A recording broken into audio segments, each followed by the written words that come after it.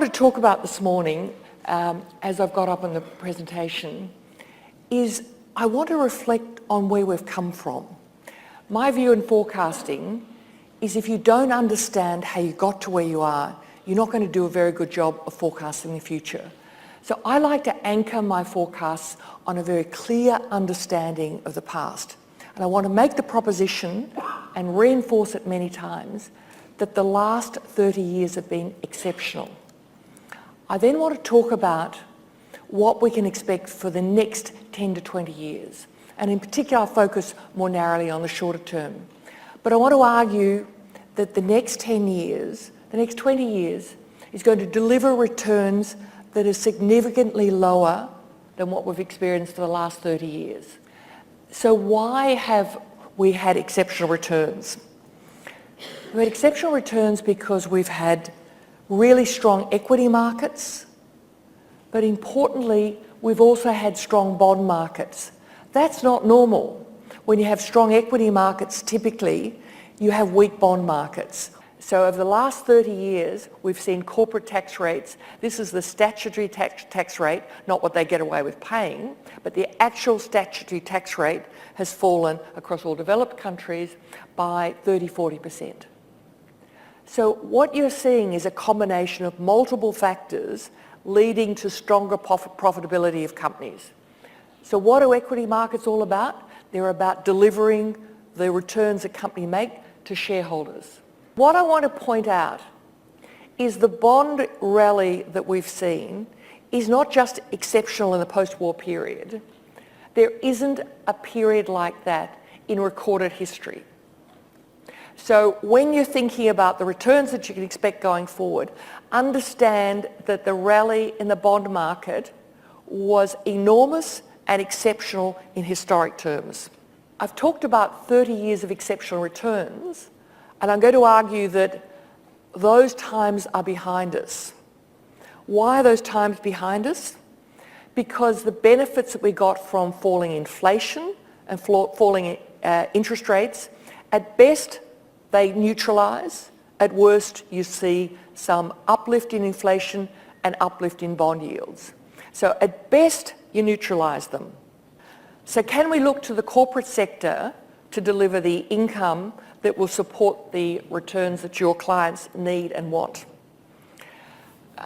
I think that if you look at the equity market, many of those factors that I described as being drivers of exceptional profit growth in the corporate sector, at best they're stabilising and at worst they're reversing.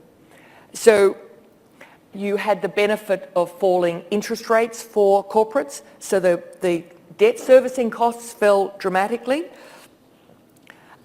You also had the elongation of supply chains and cheap labour that mean that we are going to be talking to clients about delivering returns that are significantly lower than what they were used to and what they believe is normal.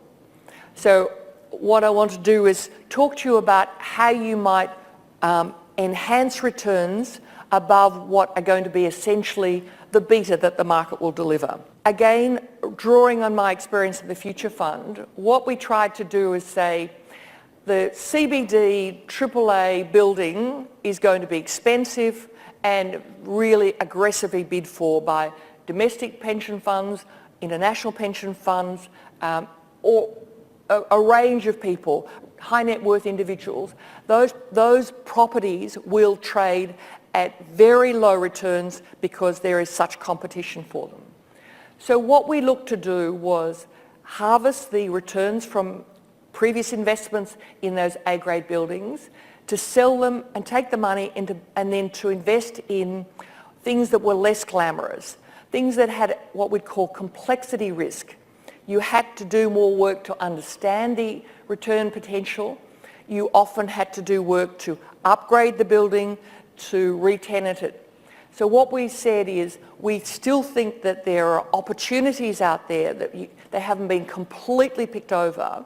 But if you're going for the building, you're going for the strategy that everybody else is in, at this stage of the cycle, that strategy is overbought and the assets are overpriced. So the high yield defensive equity strategies have served most clients extremely well over the last several years. But we're now getting to the stage where the fall in bond yields at best has plateaued, and is worse, you're going to see a reverse.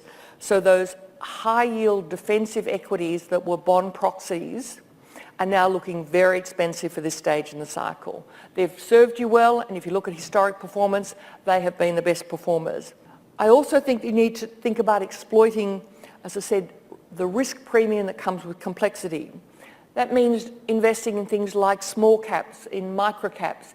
I think that there will be turnaround opportunities, that because the market has gravitated towards the defensive high yield equities, some things have been passed over.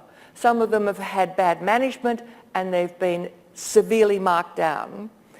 To get the returns that you want to deliver to your clients, you're going to have to take risks, but I'm suggesting it should be things like complexity risk, not pure market risk, by being prepared to spend the time understanding companies that are really beaten up and may outperform. We have gone through an extraordinary 30-year period where the confluence of economic factors and microeconomic factors and global trade factors have come together to produce an environment where financial returns have been significantly higher than the long-run average the last 100 years, and importantly, are significantly higher than what we can reasonably expect over the next 20 years. So we need to anchor our expectations against a very sound understanding of history. Subdued returns going forward, but I think there are still opportunities in the marketplace that are outside the crowded mainstream opportunities where proper research, proper understanding of risk will allow you to enhance your portfolios and to deliver returns that differentiate you from the mainstream.